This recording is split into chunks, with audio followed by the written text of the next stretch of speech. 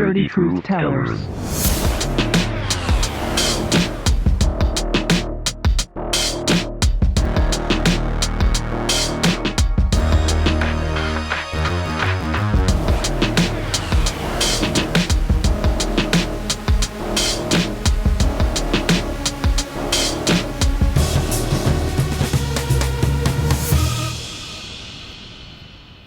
So good evening and welcome. We're Epstein and Hassan, the Dirty Truth Tellers. And tonight we're carrying on with our new couple to couple. Our new, what do you call it? New segment. Yes. Couple to couple, where we're interviewing couples that everybody wants to have a successful marriage, a successful relationship. That's what people keep telling us.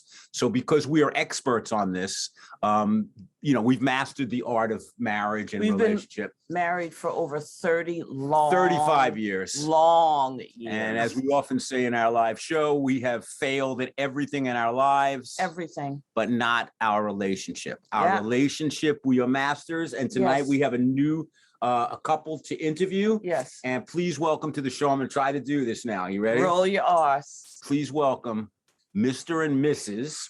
Juan, Reyna, and Jenny Rose, Reyna. Oh, wow. That was great. That was really good, Steve. Oh, that was amazing. Very good. So welcome. And why don't you introduce them and tell people how we know them? How we know them is we're all four of us are Buddhist practitioners, and we met practicing and meditating. And I met Juan first, and there was just something so warm about him and loving about him. And then I remember the day he told me about his wife and that she was a nurse, but I had never met her yet.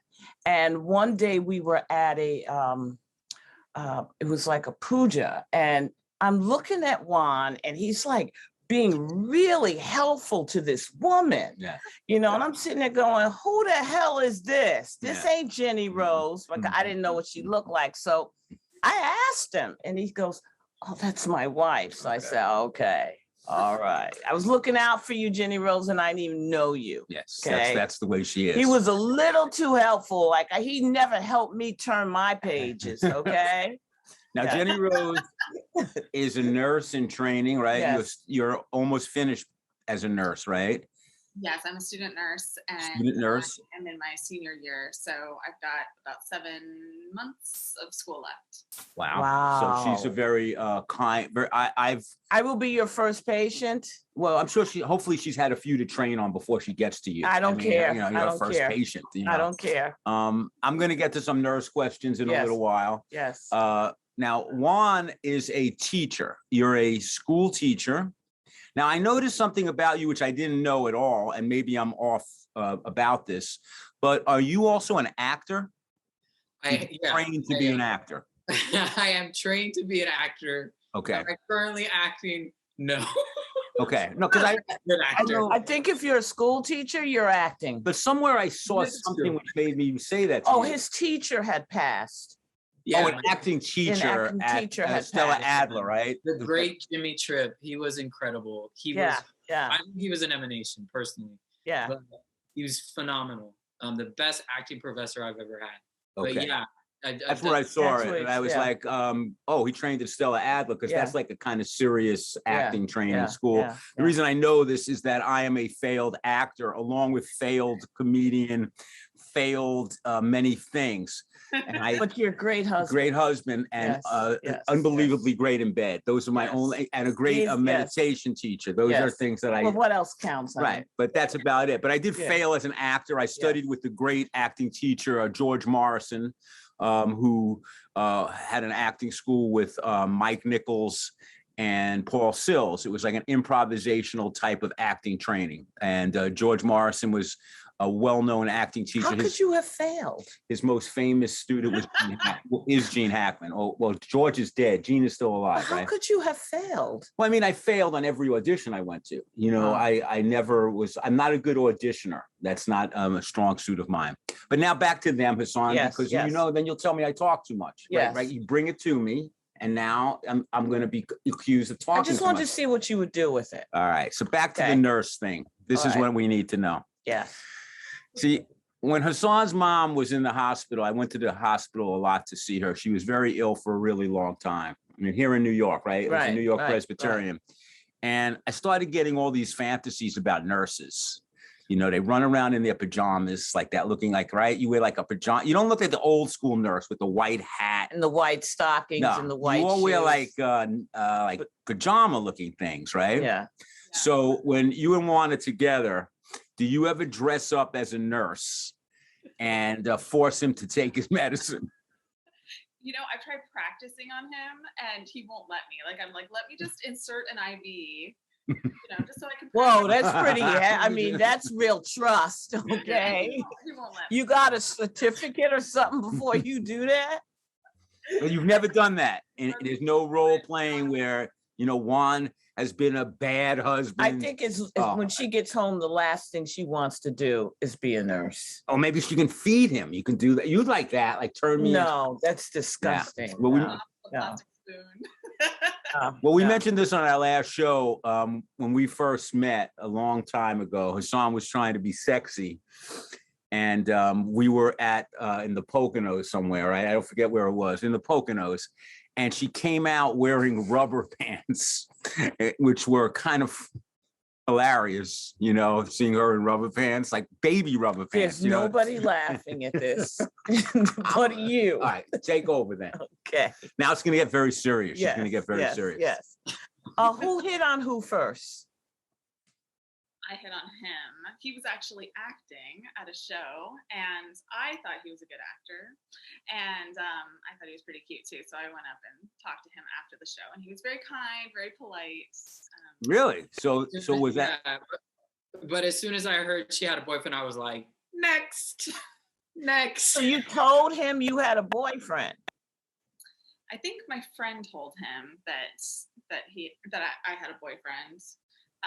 Because we had a mutual friend in common who was kind of the go-between. And I was at the end of a relationship. My boyfriend at the time was about to break up with me. So you were ready. You were making your move. That's aggressive. Wow. Very Buddhist. What did you like? Very Buddhist. That was like super Buddhist. Yes. Saw an opening. Yeah. Realized that. And went in there. Everything is empty of independent existence. You think she was thinking that? That her boyfriend no longer really existed, that you can just get that old boyfriend. It was just an imagination into her mind. It was just an appearance to the mind. So he's gone, and let me bring in a new appearance so I can get laid. Yeah. That's the way I'm thinking about this. She's evolved. Oh, yes, she is evolved. So how did you feel about that? What's that? It was quite a few months later before we hooked up. Yeah, it was literally 2 days after my boyfriend broke up with me, and then I went on a date with Juan. Now, what part were you playing when she met you? I'm also a failed poet, so I was doing some really bad poetry. I was doing some real bad poetry. I thought I was hot stuff, right? Right. You know, but no, it was. Was it angry poetry? No, it was like in love. Wanting to be in love, poetry, thinking that seeing this beautiful woman and knowing that, you know, I'm a monogamy kind of guy and she was polyamorous and that kind of stuff. And like loser shit. Yeah, loser shit, essentially. But it was, and then, you know, there was some political stuff, but it was horrible. I'm not a poet at all. No, he can't do any kind of poetry. My poetry is like second grade level. Yeah. You know, Jack and Jill went up the hill. Jack and Jill went up the hill. Yeah. Because Jack had a spill. Yeah. You know, I'm like, I try to rhyme. I'm not a rhymer, and but I am a very angry white man. So most of my poetry is angry black poetry. You know, that's what I write about, how the white man sucks. I want fucking reparations now. Reparations now. Yes. So how long were you two together before you decided, let's get married? How about we find out how long they were together before they got laid? You're going right to, you don't have to speed it up. Now, was she easy? She's a nurse. They have reputations of being very easy. Is there any truth to this? They have hard jobs. They're stressed out, so they want to get banged. It's not hard to figure it out. Bang. You know? I mean, when we went on our first date, it was for her company party, and she asked me out, and I went, and we got caught behind the karaoke screen So we were making out while someone was singing like a virgin. Oh, wow. Oh. But then there was a huge snowstorm and she just abandoned me. Wow. And I was in the middle of Dumbo, freezing my butt off and like waiting for a cab that never came. And but then we saw each other the next day, and and then we made out, but we didn't have sex. And then the next time I think we hung out, we had sex probably. Yeah, so it was probably like within a week or so. Man, what hoes? At least I waited. She's a nerd. Months. Oh, you didn't wait that long. I Trust waited me. till it Your snowed. memory is unbelievable. I waited Your till it memory, snowed. You know, to her now it's like 20 years. It was, Yeah. But she's a nerd. Snowing. She tells me we're not going to have full sex. You know, we made out and messed around. So I made an unusual move where, like I decided, like, you know, usually like you go in kind of slow and you kind of go for the kiss. But I originally, my first move, even before I kissed her, I tried to grab her tit and she knocked my hand away. I figured I'd make a radical move. You know, I'm a radical guy. You know, you don't have to follow a pattern. No. See, the reason I asked you that question was because when Epstein came to my house, all he thought he was going to do was get laid. That's all he thought. He wasn't looking at nothing else. And that was not going to happen. I worked the door in a jazz club and she basically hit on me. And, you know, I basically had this rule, like, okay, if you give me sex, you never have to pay a music charge. You can always come in without a music charge. And she basically, I didn't know if she was like, I couldn't figure her out because she lived in the Village, in Greenwich Village in the 1980s. There weren't many Black people in the Greenwich Village at that time. There's more now, but very rare. And she lived in the Village. So I'm thinking, all right, she's either like a hippie kind of woman. And I couldn't figure out if she was kinky or a hippie, you know, like, or a nurse, you know, like a kind of horny nurse. Yeah. And I couldn't figure out. Yeah. And so I figured I'd go over there and I'd do it like once, you know, I wasn't figuring I'd be here 35 years later. That was for sure. But good job, Jenny Rose. We know what we were doing. We know what we were doing. Are you a monogamous couple? We are. Yeah. Did you make that decision, like sit there and say, we're going to do it, or did it just work out that way? Well, I told her I'm old fashioned. You know, I'm from Texas originally. So, you know, and I was raised in a very old fashioned way. So I was like, listen, this is it. This is what it is. So Cool. On the other hand, I was working at a sex shop and well, that was a drop. That was a little bit of a Yeah. I thought you were going to say, I was working at a you know, see, my feeling about Jenny Rose is that she's like the kindest person. Not that you can't be kind and work in a sex shop. Yeah. I mean, you know, you're very kind in a certain way. Yeah. But I figured she was like a social worker, or you know, that is social work. It's different. Yes, that's very important. And what kind of sex shop was this? Well, it's like a boutique, you know, like it was a woman-owned, you know, boutique-y. Like, oh yeah, you sold like 18,000 kinds of vibrators and all. Yeah.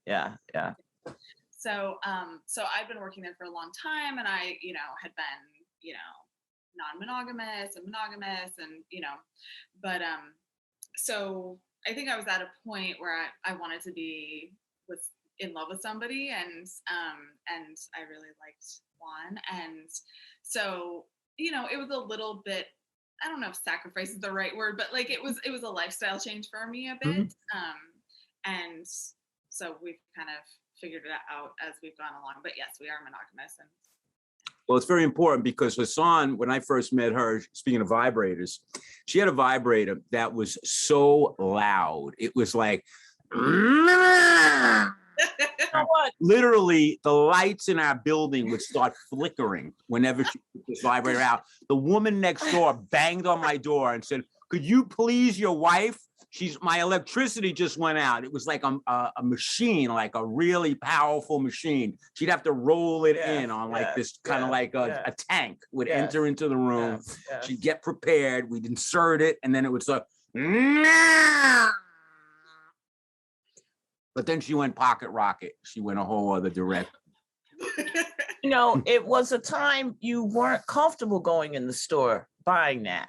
You know, so I bought you one. Remember that time for Valentine's Day? I was super embarrassed. Like, it was really weird, you know, to buy your wife a vibrator. And then they look at you, you know, like, they were very kind. Actually, you know what? It was very kind. Maybe people who work in vibrator stores are very kind, because I remember the woman who helped me, she could tell I was a little embarrassed, you know, but she was really nice, actually, right here in the West Village. Yeah, and it's weird that that's something that we're embarrassed about when it's very much a part of our lives, and we're made to feel shame about it.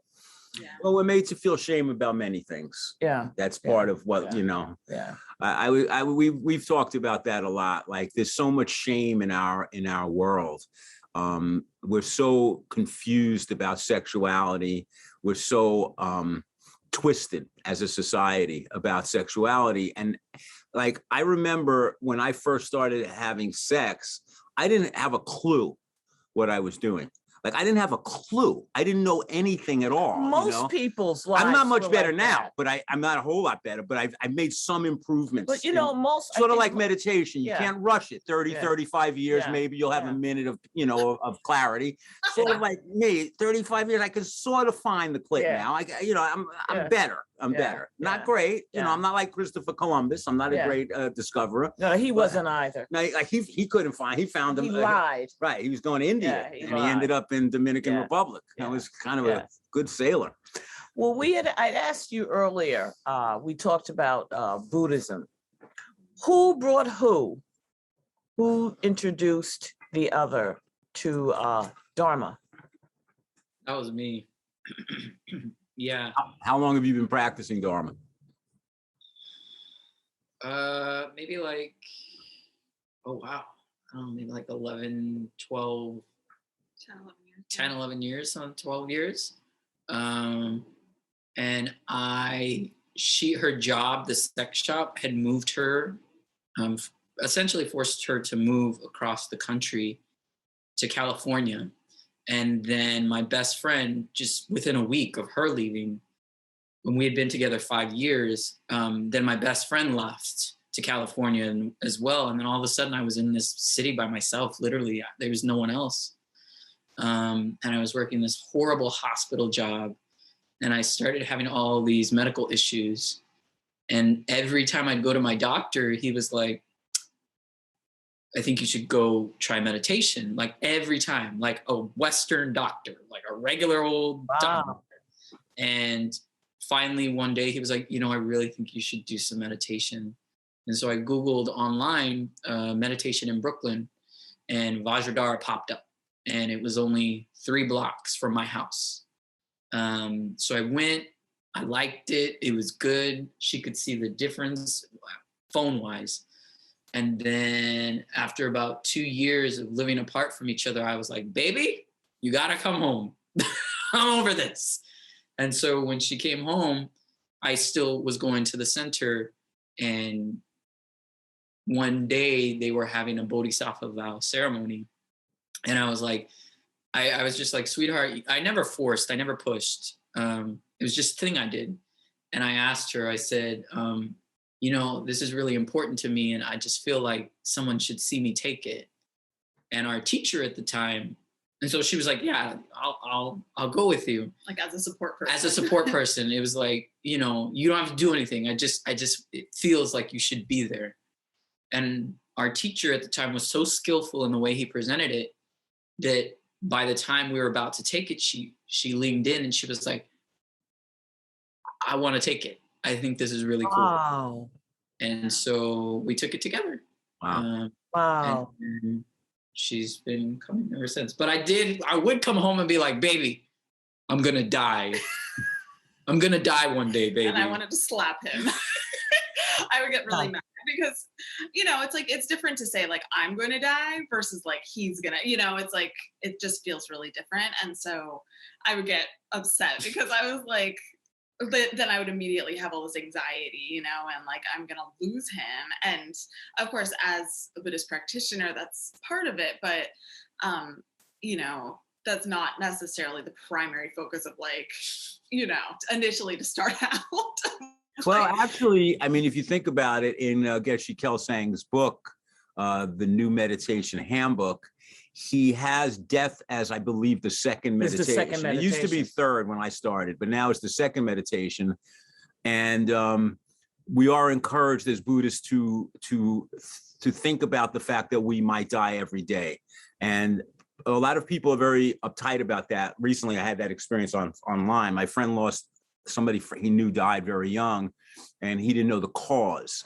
And he kept going, I don't know what caused the death. I don't know what caused it. It was a 30-year-old porn star, actually, but not that that matters, but she was 30. I don't know if she was on drugs. I don't know her life. You know, porn star, I'm thinking, well, maybe she was on drugs. But I just wrote to him, the cause of death is birth. And that set him off. He got really pissed off at me that I was and I was trying to explain that it really doesn't matter why you die once you're dead. That's just data.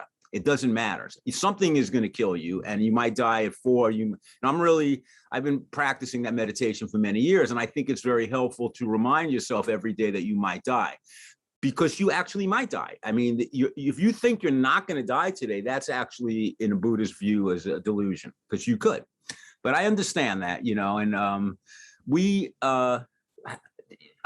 I started Buddhism first. Yes, yes. I went to the center. I was, as one of my many, you know, another thing that I failed at most of my life is that I have very low tolerance for my jobs.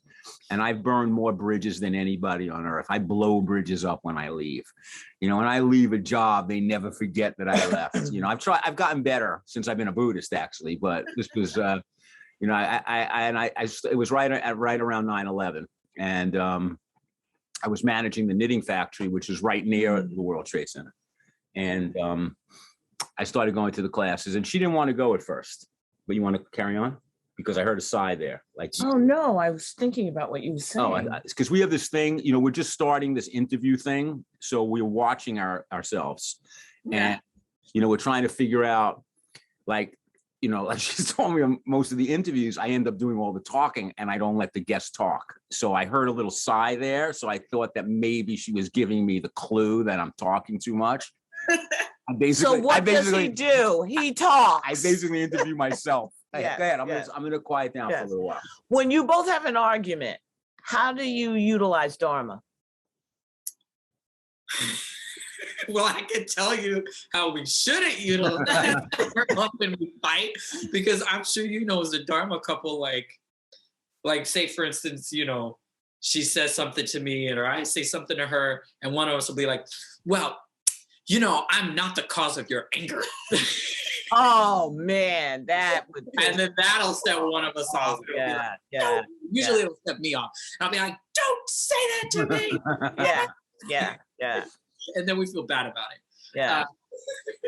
I think that we use Dharma to kind of, we've learned from Dharma that, you know, being really angry at each other about really stupid shit just is not, I mean, of course you learn that from being in a relationship anyway, but it's like even more important from a Dharma perspective that like carrying that anger around and lashing out is not only is it not helpful to the relationship between you two, but it's also like personally deeply unhelpful from a karmic perspective. And so I think that's helped a lot. And, you know, we are better at like really trying to think. We don't have the like, you know, because we've been together for a long time. We've been together for almost 17 years. And so I was 21 when we started dating. And he robbed the cradle. Cradle robber. Damn. Juan Kelly. Oh no, not R. Kelly. No. So you're saying about Dharma, when it's helped you recognize to not blame each other. Is that what you're saying? I mean, we still blame each other sometimes, but I think, you know, like we'll be partway through it and then be like, you know, kind of more easily have that, like, what am I doing? You know? Yeah. So it's like still that habit, you know, of like, you're the reason that I'm upset, but then you know, we kind of are more able, maybe not to remind each other, but to remind ourselves that that's not true. Yeah, and I would say for me, you know, Geshe-la Geshe Kelsen, Geshe says, you know, tackle your greatest delusion first, you know. And for me, that's anger. And so the Dharma has definitely helped me with anger, especially when we're arguing. But also like, you know, and it's part of purification practice, but developing regret, the power of regret. Mm-hmm. It's so powerful. And like instantaneously, like I'm just like, oh, you know. And so so that's been very, very beneficial. Yeah, I think Very it's beneficial. easier for us to like make up and, you know, kind of come back to the same place again after. Right. Who's more jealous? Me. Like I used to take pride in that. Like when we first got together, you know, like, and maybe it's a stereotype of machismo, but I was like, woman, nobody better look at you. Like I, you know, like I'll admit that 100% because that's what I thought, you know, to be a man, that's what it That's means. how you have to be. Yeah. You know, and you know, my dad died from Alzheimer's he developed early onset Alzheimer's at 53. So when I got out of college, I had to teach myself, like, ask the woman out, like, and I was just watching films. Like I was looking at Pacino and De Niro to figure out how to be a man, you know? And I'm like, I was doing the same thing, you know, but for some reason I was like looking at Woody Allen and Don Knotts. I was trying to find my manhood through, you know, but anger is, you know, the thing about anger is that I actually thought that showed that I cared about you because I you know, because I'm like a maniac when I have the potential. I really work really hard. I've reduced a lot of my anger, you know, because I was angry and I still am angry at the injustices in this world. Like I meditate every morning for quite a long time, and then I'll go on the internet and right away I start reading and feeling because there's so much injustice. Like, I mean, she can tell you this. I am the angriest Black man alive, even though I'm not a Black man. I'm just like so angry at this country. I just think you have a lot of compassion. And you don't like bullshit. Well, I look at this country, you know, they don't want to teach people about reality. I mean, you don't want to teach on critical race theory. That's just American history. This is the history. It's not just Blacks of what was done to Native people, what was Asian people. You know, and right now, people, period. We are around the world. We are the biggest terrorist country by far in the world. Nobody else is close. We try to talk about like other countries, like China is bad, and they're not even in our league of bad. We're the only country that has 800 military bases around the world. So I have that in me, but I also have come to realize that all this agitation and all these views, they don't change anything in the world. All it does is make me crazy and disturbs my peace. And as I've gotten older and more into Dharma, I realized that peace is really what I want. That's right. I want a peace too, but I'm not talking about that. It's more, you know. Yes. She worked I didn't know she worked in a sex shop. Between being a nurse and a sex shop, I mean, whoa. She's your hero. Oh, she's You don't want Juan to kick your ass. No, that's why I'm being very careful. Shut up. Because what is your, what's your ethnic background? You're Latin, right? I'm Chicano, Mexican-American. Okay, you're Mexican. I didn't know that. Okay, I for some reason I thought you were Puerto Rican. I hope you don't take that as an insult because you never know. I get it all the time. I get Dominican, I get Puerto Rican, I get But you're Mexican. Oh, wow. That's really cool. I never get that. Yeah. I don't get that. What? I'm Mexican. Oh, no. Dominican. No. Okay, this is a serious question. Who farted first in front of each other? Probably me. Oh, I love you so much. Well, this is, she told me when she first met me, she said, listen, you know, we're human beings. If you have to fart, you just fart. Yeah. So I was like, all right. She has tried to change that. So after she smelled, in those days, I was a big meat eater, a lot of cheese. Oh my God. You never tell an Epstein to just fart. You have to control it. It was like a Jewish deli. Okay. Like a deli. Okay. It was like a deli. Okay. So we don't have much time because I'm looking at the clock. Yes. So you want to do a couple of quick questions? Okay. Quick questions. All right. All right. Let me ask Jenny Rose first. Okay. Munsters or Addams Family? Addams Family. Potato chips or pretzels? Either one of you. Potato chips. You want? I can't have either. But if you could? If I could, potato chips, definitely. Okay. Beatles or Stones? Stones? I don't have very strong Juan? feelings about either. I would say probably Stones as well. Okay. If you have an argument, who's the one that could go to bed and still be pissed? Well, they just said they Wait. This is something different. I can. Yeah. And here's a very interesting question. Do you guys sleep in the same bed? Yes. Do you think there's anything wrong with a couple like us who sleeps in separate beds? No, I get it. I'll tell you why. See, first of all, he moves around and gets up and pisses, right? You're not at that age, Jenny Rose, but I'm dealing with menopause and you get hot and we don't like the same temperature in the room. I go to bed, I lay there and I sleep.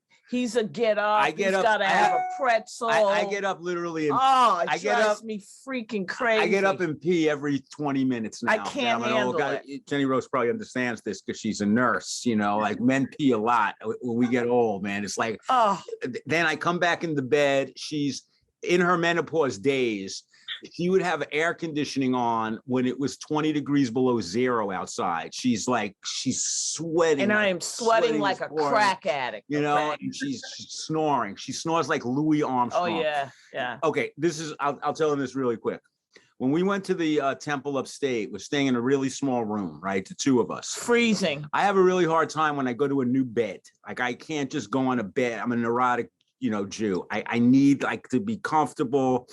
She falls asleep no matter what. After a show, we could have a great show, big house. She goes home, she sleeps in 1 second. I'm tossing and turning, and she is a snorer. She sounds like Louis Armstrong. She's like her vibrator. It's like between, I never slept. I stayed in the temple for 2 nights. I didn't sleep for 1 second. I would just. No. First of all, he's a primatine. It's too many trees up there. What the hell did he think was up there? There's too many trees. But I have one last question to ask you. Do you find it, when I don't use primatine anymore, asthma spray, meditations really helped me. But when I first met her, I did. And when I had to bring my primatine with me when I went down on her, just because I couldn't stop, I started getting hot and it's trapped in there and it's hot and it's dark. And I got my spray and she got used to it. I have to take a quick spray. I dive back down again. He's such a hero.